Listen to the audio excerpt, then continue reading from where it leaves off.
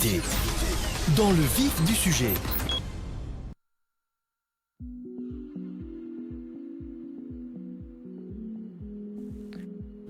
7 minutes sur les ondes de RTCI. Vous écoutez dans le vif du sujet, votre émission quotidienne. Et comme d'habitude, nous avons deux invités. En première partie de cette émission, nous recevons Lotfi Mraïhi, donc secrétaire général du parti UPR.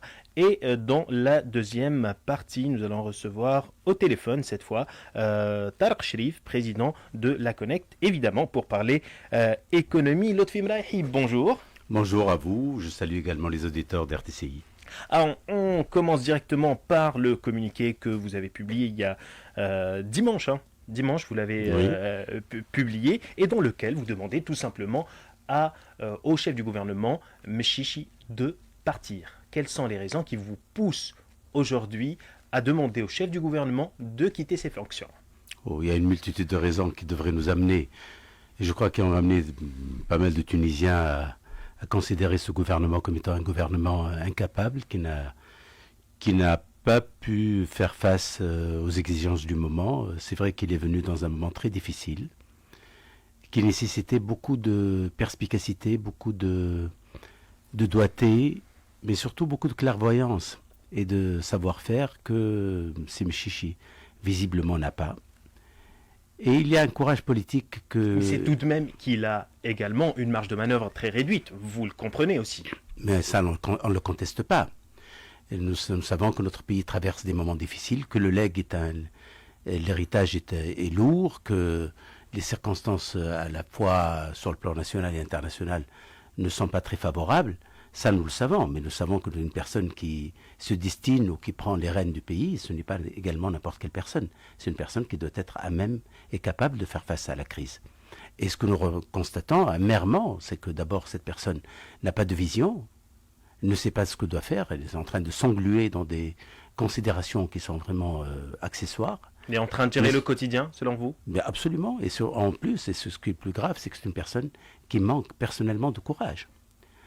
Parce que face aux défis qui ont été lancés par le président de la République et aux circonstances, nous savons tous que le gouvernement Mchichi est un gouvernement fruit du hasard et des petits calculs de Kais Saïd pour essayer de s'approprier une partie de la place du pouvoir exécutif à travers ce qu'il voulait que ce soit un chef de gouvernement fantoche, c'est-à-dire en quelque sorte un premier ministre. Mais ce qui est clair aujourd'hui, c'est que ce Mchichi, qui a les rênes du pays, n'est pas capable d'avancer. Nous avons vu comment il a tergiversé sur les mesures à prendre vis-à-vis de la Covid. Nous voyons que ces mesures-là, c'est des mesures qui ne mènent à rien. Et il a voulu éviter ou satisfaire le président de la République. En fait, il n'a ni satisfait le président de la République, ni répondu aux exigences du moment, ni proposé aux Tunisiens une sortie valable sur le plan sanitaire et socio-économique.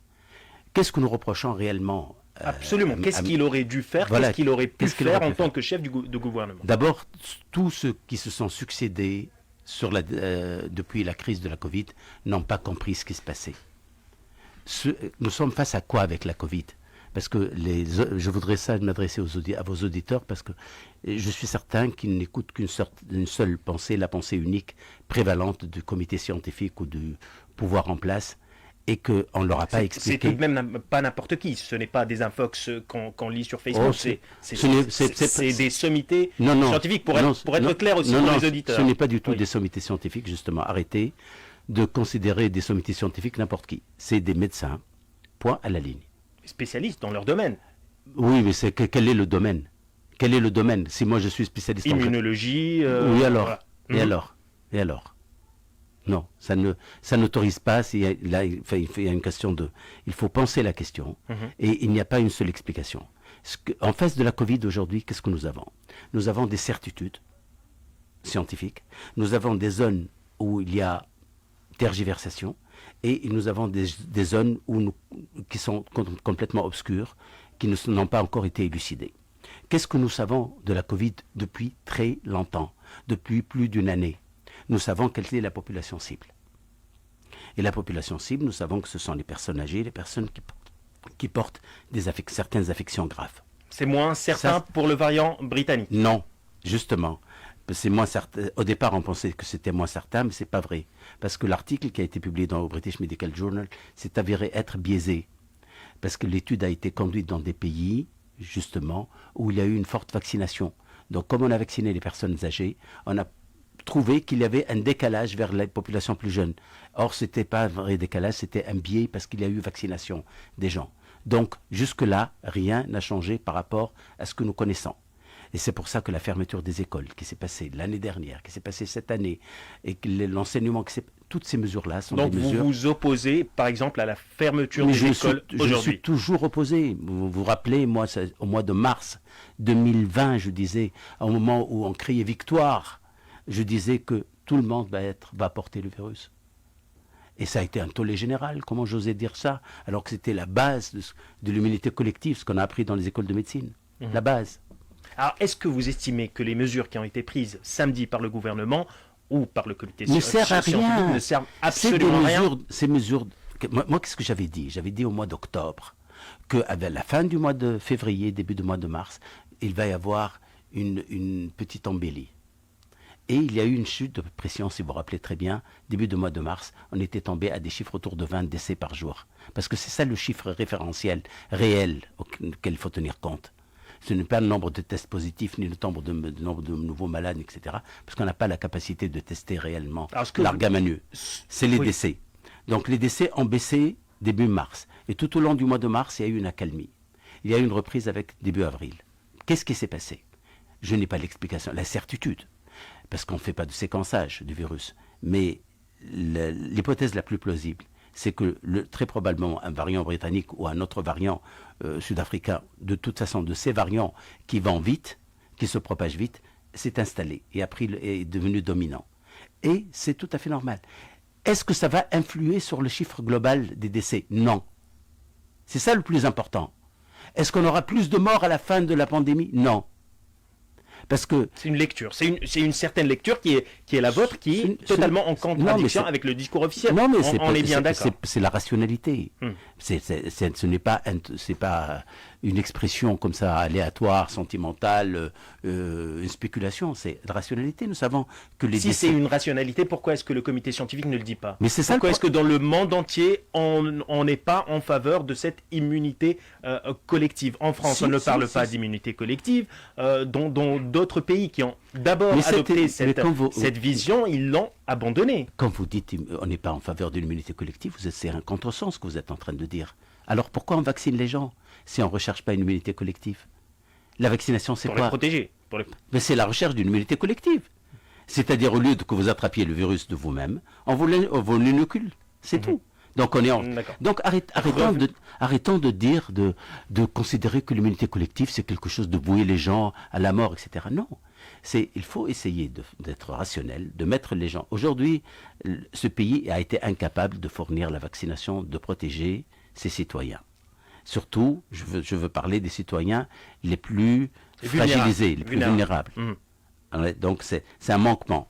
Ce gouvernement et ce pays a été incapable. Il y a aussi une aversion, une peur de la vaccination. Ça, c'est un autre sujet au niveau de la sensibilisation. Aujourd'hui, les gens ne veulent pas se faire vacciner. Il faut tout de même le dire. Et même dans le corps médical, certains refusent de se faire vacciner. Mais au-delà de ça, déjà, le rôle et la mission du gouvernement, c'est de mettre à disposition ce vaccin.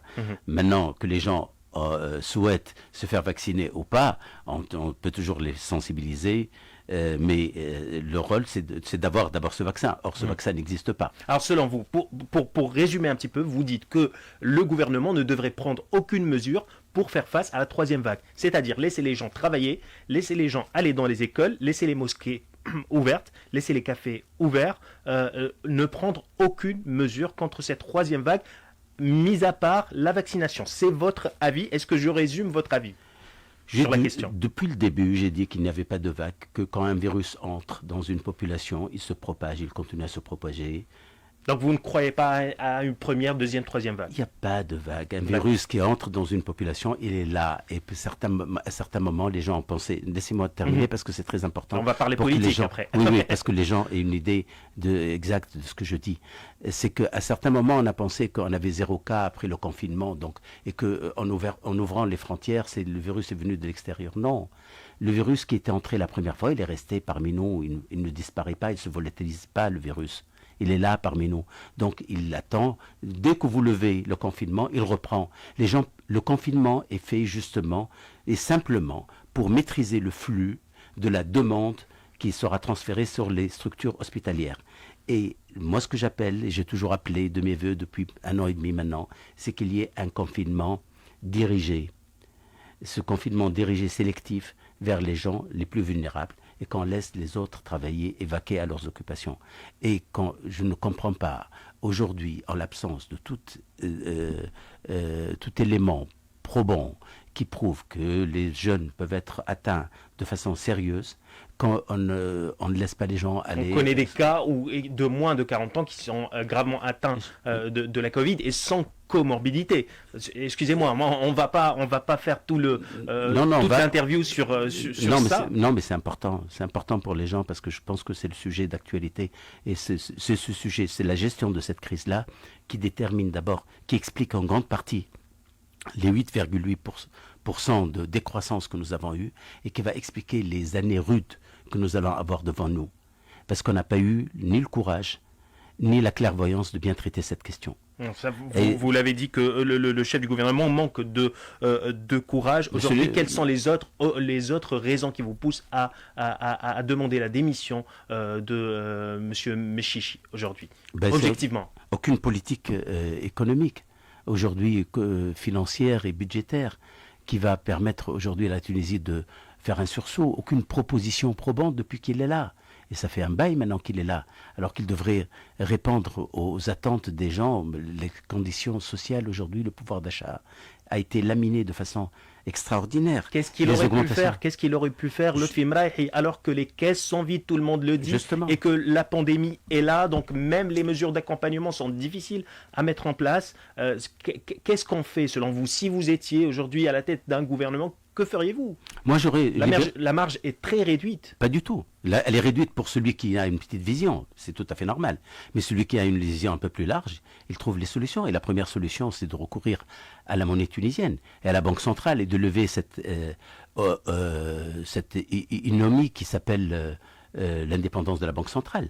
Aujourd'hui, il faut... Concrètement, avoir recours à la planche à billets? Arrêtons de dire planche à billets. C'est injecter de l'argent dans l'économie tunisienne. C'est la même chose. D'un dinar tunisien dans l'économie tunisienne qui ne provoquera pas de l'inflation.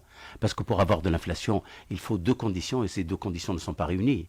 Et pour avoir de l'inflation en injectant de la monnaie dans une économie, il faudrait que cette économie tourne à plein régime, ce qui n'est pas le cas de l'économie tunisienne, et qu'elle soit au plein emploi, ce qui n'est pas le cas de l'économie tunisienne. En tout cas, vous dites que l'inflation n'est pas automatique. Il y a un décalage entre l'émission de la monnaie et non, il n'y a pas de décalage. l'inflation. Il n'y a même pas les raisons pour qu'il y ait d'inflation du tout. Il n'y a pas de raison qu'il y ait de l'inflation parce que l'offre est encore suffisamment élastique pour pouvoir suivre cette injection de monnaie. Vous avez été critiqué par certains sur cette vision des choses. C'est certains. C'est qui, c'est certains? Oui, en tout cas par des économistes. Alors, j'aimerais bien les écouter, ces économistes. Si aujourd'hui le gouvernement part, aujourd'hui, qu'est-ce que vous proposez? Vous proposez un gouvernement d'union nationale ou de salut national? Non, d'union nationale. D'union nationale. Mais quand on veut aller vers un gouvernement d'union nationale, il faudrait passer par un dialogue, il faudrait passer par une table de négociation, alors que là, les conditions ne sont pas réunies pour le faire. Non, je pense que les conditions sont là. Les conditions sont là. D'ailleurs, on a tâté le coup. Avec qui? Pour tous ceux qui le désirent. De la porte est ouverte. Qui désire le dialogue pour un gouvernement d'union nationale? Quels sont les partis aujourd'hui? Vous dites que vous avez amorcé un certain nombre de contacts. Je ne pourrais pas vous donner je voudrais pas vous donner les noms. Je ne voudrais pas les citer pour ne pas, parce qu'il n'y a pas eu de communication officielle là-dessus de leur part. Mais... Avec de grands partis ou des petits partis? Non, c'est des partis parlementaires. De toute façon, on ne peut pas faire un gouvernement avec les partis qui ne sont pas parlementaires. Oui, mais est-ce que ce sont des partis majoritaires? Écoutez, c'est des partis majoritaires. C'est des partis, oui. C'est des partis qui peuvent constituer un gouvernement. Vous êtes prêt à constituer un gouvernement si, avec par exemple Ennahda, le parti Ennahda? Est-ce que vous êtes si dans c'est cette un parti, vision? c'est un parti de salut national. Et ce salut national ne doit plus être mesuré en termes d'appartenance ou d'affiliation. C'est un pays aujourd'hui qui est en faillite, pas au bord de la faillite. La Tunisie est un pays en faillite. Et la Tunisie aujourd'hui est un pays qui est incapable de faire face à ces échéances et à ces exigences à la fois internes et à l'international. Concrètement, les Tunisiens aiment que l'on soit concret. Concrètement, quand on parle de gouvernement d'union nationale, c'est-à-dire un gouvernement où est représenté Je vous ai dit que Abir personne... Moussi, excusez-moi, le parti de Abir Moussi et le parti de Tilef El Karama. Est-ce que c'est faisable? Concrètement, il faut être pragmatique aussi. Non, ce n'est pas l'arche de Noé. Ce n'est pas sauf qui peut, c'est ouvert à tout le monde. Ceux qui désirent s'impliquer en dehors de toute considération idéologique, de positionnement, etc. C'est un sauvetage. Soit on va sauver sans se prendre en considération ces petites querelles partisanes et de positionnement et électoralistes, ou bien on considère que non, la Tunisie peut encore se permettre d'attendre et de couler doucement, mais certainement. Alors, dans votre vision des choses, est-ce que Carthage est hors jeu aujourd'hui? Moi, je souhaite n'exclure personne. Quand on pense rassembler, il faudrait être dans cette logique-là et considérer que tout le monde a sa place. Et que le jeu que font certains d'essayer d'exclure le président de la République ou de le marginaliser, même si lui-même il met du sien pour se marginaliser, il faut le dire, n'est pas un bon choix. Et que la Tunisie aujourd'hui a besoin de toutes ces institutions, d'une certaine symbiose et d'une synergie globale pour aller de l'avant. Et la Tunisie peut s'en sortir. Moi, je suis résolument convaincu qu'aujourd'hui, on peut relancer l'économie rapidement en comptant uniquement sur nos moyens intérieurs. Nous avons suffisamment de grands chantiers aujourd'hui en Tunisie qui peuvent se faire simplement avec un financement au dinar tunisien, à condition, et condition explicite et unique, c'est qu'on ferme, on fait du protectionnisme. Et vous savez que depuis 9 ans, Ça, c'est votre idée phare de votre campagne électorale. Non, pas ma campagne, depuis 9 ans que je parle de protectionnisme. Et vous savez que certainement vous êtes à l'écoute de ces fameux experts que vous venez de citer ou des partis politiques. Tout le monde aujourd'hui est en train de parler de protéger l'économie tunisienne. Moi, je le dis depuis 9 ans. Et je pense que la base... Ça, il demande aux Tunisiens de consommer un petit peu. Tunisiens, protéger l'économie tunisienne. Il y a un risque aussi que d'autres pays adoptent la même chose, les mêmes mesures pour protéger leurs marchandises. Non, absolument pas. Je me suis expliqué là-dessus plusieurs fois. C'est que le protectionnisme, on l'appelle un protectionnisme sectoriel et intelligent parce qu'il va viser certains secteurs. Et donc, il ne va pas se rapporter sur tout. Ce n'est pas une guerre que nous allons déclarer aux autres pays. Nous allons faire une TVA sociale. Donc, nous allons contourner un peu tout ce qui a été signé comme accord. Donc, c'est pour ça que le protectionnisme est intelligent et se base sur la TVA sociale. Donc, nous avons tous les mécanismes et la vision pour l'appliquer. Et ça sera appliqué. Il faut arrêter de faire peur aux gens. Nous ne serons pas en querelle ni en bataille avec d'autres pays, surtout les pays importants pour nous avec les échanges. Si on se coupe, l'Union européenne pas du tout, on n'aura aucun problème avec l'Union européenne. On peut se couper de la Chine et de la Turquie. Je pense que ça ne fera pas un grand tort. Par contre, on pourra continuer à commercer librement et gentiment, peut-être de façon un peu plus raisonnable avec l'Union européenne sans porter préjudice à l'économie tunisienne qui aujourd'hui ne trouve pas d'opportunité d'investissement et que les choses se sont aggravées avec la Covid. Alors, est-ce que vous avez été choqué par les propos du chef de l'État concernant les forces armées quand il s'est dit, contrairement à la loi, mais avec une certaine lecture de la Constitution, qu'il était le chef suprême des forces armées militaires et civiles? Est-ce que ces propos vous ont choqué ou est-ce que vous trouvez cela normal? Moi, ça m'a choqué, oui. Ça m'a choqué. J'ai trouvé que c'était hors propos d'abord. Les circonstances ne s'y prêtent pas. Amener ce débat-là, il va nous faire avancer à quoi? Dans des moments où la Tunisie a besoin de solutions réelles et immédiates. Dans un deuxième temps, ça m'a choqué parce que je me suis dit, venant de quelqu'un qui a enseigné le droit constitutionnel, c'est assez bizarre comme lecture Je me demande ce qu'il a pu enseigner pendant toutes ces années à ses étudiants. Troisièmement, je trouve qu'il n'y a aucun fondement à ce qu'il avance. D'abord, au niveau de la constitution tunisienne, qui considère explicitement que le chef de l'État n'est consulté qu'à propos de 2 ministères, qui sont le ministère de la Défense et le ministère des Affaires étrangères. Donc si la question était en référence avec le ministère de l'Intérieur et le ministère des Finances aussi, il ne faut pas oublier que les douaniers également sont porteurs d'armes. Donc à ce moment-là, ça aurait dû être signalé dans la Constitution, ce qui n'a pas été fait. Troisièmement, nous avons des cas de jurisprudence à l'international. Vous rappelez la période de la cohabitation entre Chirac et Mitterrand, et le Conseil constitutionnel français s'était prononcé sur les attributions des uns et des autres et avait limité l'attribution du chef de l'État à défense et affaires étrangères, même dans un régime qui est un peu plus entre le parlementaire et le présidentiel en France, c'est-à-dire absolument. Au-delà de ça, le débat, c'est le régime. Le régime politique en Tunisie aujourd'hui. Est-ce que vous êtes favorable à ce qu'on a l'impression, et c'est peut-être le cas, que le président de la République souhaite que le régime soit vraiment un régime présidentiel et non pas un régime parlementaire ou semi-parlementaire comme c'est le cas aujourd'hui. Quelle vision, vous, Lotfi Mrahi, avez-vous sur le régime politique actuel qui, vous le voyez, donne un résultat émietté, un parlement émietté, balkanisé, tout ce que vous voulez?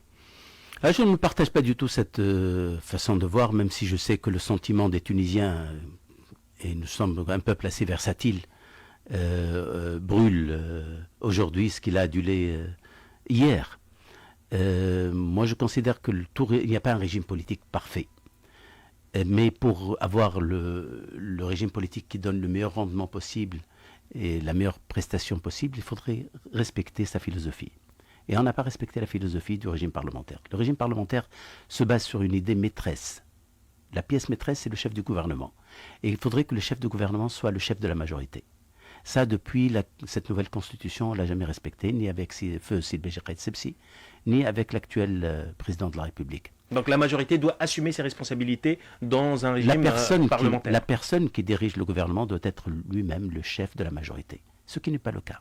Et ça, c'est un élément très très important, capital. Quelle est la différence finalement entre un régime parlementaire et un régime présidentiel? Dans le régime présidentiel, le numéro 1 s'appelle le président, qui a tous les pouvoirs. Dans le régime parlementaire, celui qui était numéro 2 devient numéro 1, ça s'appelle le chef du gouvernement, il a tous les pouvoirs. Qu'est-ce que ça change finalement? Rien du tout. Là, ce qui est en train de se passer avec les manœuvres de Kais Saïed, c'est en fait c'est quelqu'un qui, en présence d'un vide, l'absence d'un conseil constitutionnel ou d'une cour constitutionnelle, c'est-à-dire d'un arbitre pour trancher les litiges, est en train de semer des litiges pour essayer de mettre à mal ses adversaires politiques. Merci énormément Lotfi Mrahi, président de l'UPR, l'Union populaire républicain. Merci énormément d'avoir été des nôtres. Tout le plaisir était pour moi. On vous retrouve dans d'autres émissions. Merci beaucoup. Restez avec nous. On va passer une chanson et après nous avons rendez-vous au téléphone avec Monsieur Tarek Cherif, président de la Connect.